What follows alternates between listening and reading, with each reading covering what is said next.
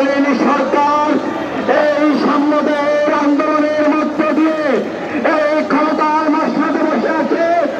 সেই সাম্যের হত্যাকাণ্ডের পরে তাদের মুখে কুলু বেজে আছে, তাকে কোনো প্রতিবাদ করছে না। আমরা দেখেছি জুলাই আগস্টে গণঅভ্যুত্থানের পরে বিভিন্ন দপ্তরে দপ্তরে ছাত্র প্রতিনিধিরা বসে আছে, বিভিন্ন মন্ত্রণালয়ে ছাত্রের উপদেষ্টারা বসে আছে। তাদের মুখে সাম্য হত্যার প্রতিবাদে আজ পর্যন্ত কোন শব্দ আপনারা শুনেছেন?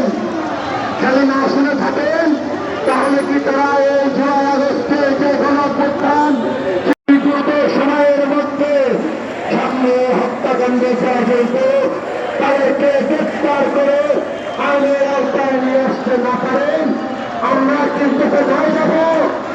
ওই যমুনা ঘেরাও করব। যমুনা ঘেরাওয়ের মধ্য দিয়ে এই অন্তর্বর্তীকালীন সরকারের যে ব্যর্থতা, তাদের ব্যর্থতার কারণে তাদেরকে এই চেয়ার থেকে নামাতে আমাদের বাংলাদেশ জাতীয়তাবাদী ক্ষেত্রে নেতা কর্মীদের কিন্তু খুব বেশি সময় লাগবে না। উপস্থিতি আজকের এই সমাবেশ থেকে আরেকটি বিষয় অবগত করছি। এই ঢাকা বিশ্ববিদ্যালয় প্রাচ্যে রাখবে সেই বিশ্ববিদ্যালয়ের একজন মেধাবী শিক্ষার্থী হত্যাকাণ্ডের পরে আমরা দেখছি একদল শিক্ষার্থী এই ঘটনাকে ভিন্ন খাতে প্রভাবিত করার জন্য প্রত্যেক দিন বিভিন্ন ন্যারেটিভ তৈরি করার চেষ্টা করছে। এরা কারা আপনারা জানেন? এরা হচ্ছে সেই গোষ্ঠী বিগত 13 দশক ধরে হলে হলে ছাত্রলীগের সাথে অবস্থান করে আওয়ামী লীগের পা থেকে খুনি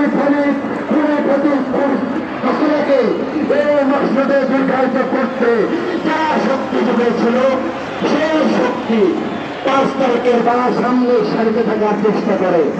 এরা আওয়ামী লীগের ছেড়ে আওয়ামী লীগের পরে ছাত্রলীগের থেকে বড় চাষুকতা রূপ ধারণ করেছে। তাদেরকে আজকে এই শাহবাগ থেকে অনুসরণ করে দিন। বাংলাদেশের জাতীয়তাবাদী ছাত্র দল আপনাদেরকে দাঁত ভরা জবাব দেবে। এই উপস্থিতি আরেকটি বিষয় বলে আমি আমার বক্তব্য শেষ করব। এই বিষয়টা আসলে ঘরের কথা বাইরে বলার মতো।